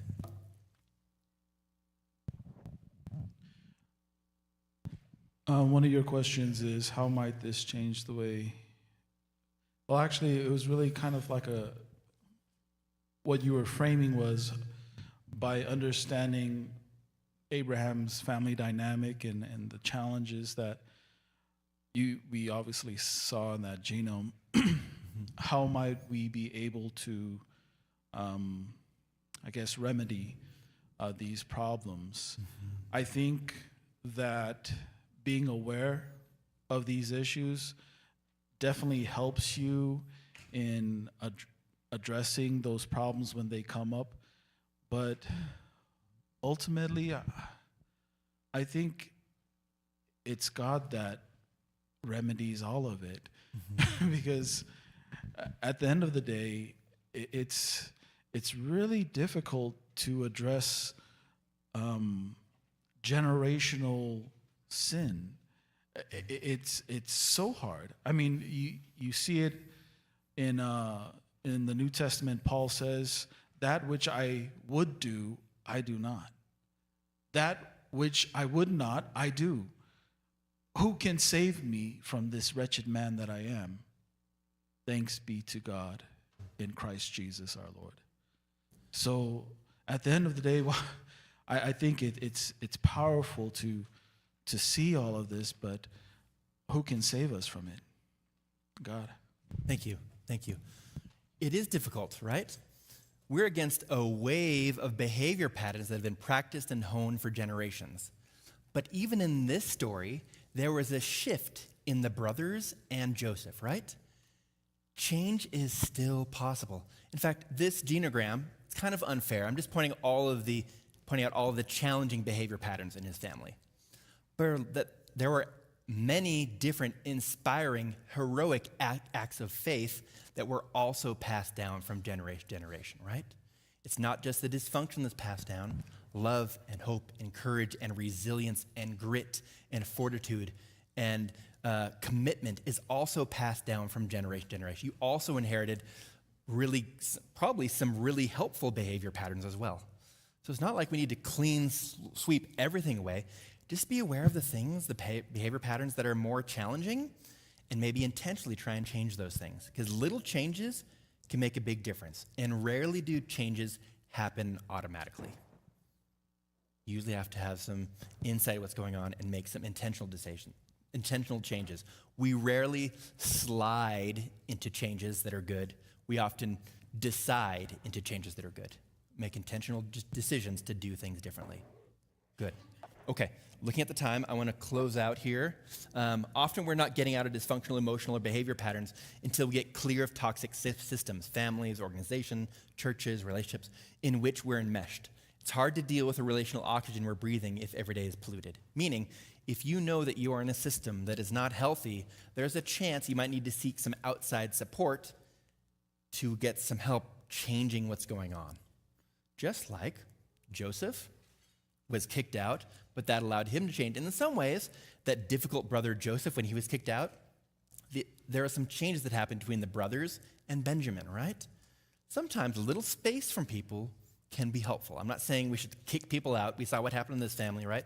When you kick people out of your family, there could be tension that's passed down from generation to generation, but some space can be helpful so you're not always sucked back into those same behavioral routines, rules of the family. Okay, let's pray. I'll be up here if you want to chat more. I'm happy to chat more, but let's pray and close this out so those of you who want to get home and do nighttime routine, you can.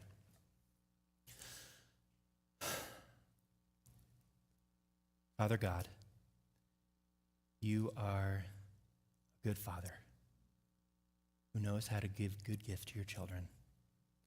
And we are humans and we struggle with lots of things. Some of those things we created ourselves, some of those things we inherited and copied from our own family of origin. But we know that we come from dysfunctional families. We know our families aren't perfect, and we know that we are not perfect either. Thank you for being a good God who's not scared of our messiness, not scared of our sin, not scared of our family's dysfunction, but you want to come and remake your covenant with us. You're a good God, and thank you for showing that to us. I pray you bless us tonight as we go home and sleep. Amen.